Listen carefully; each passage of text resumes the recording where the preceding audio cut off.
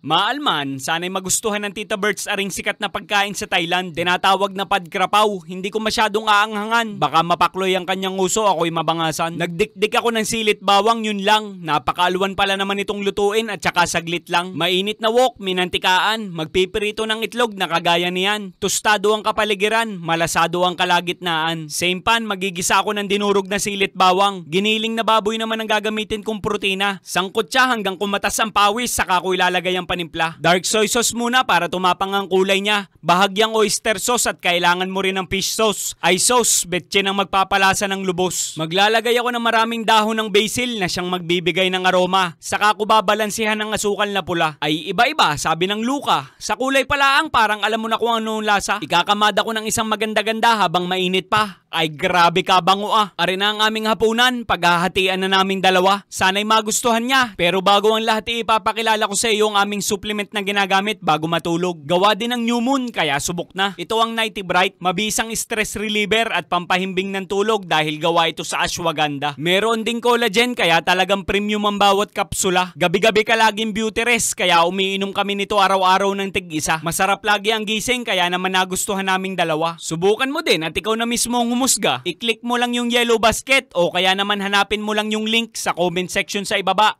Ay inang!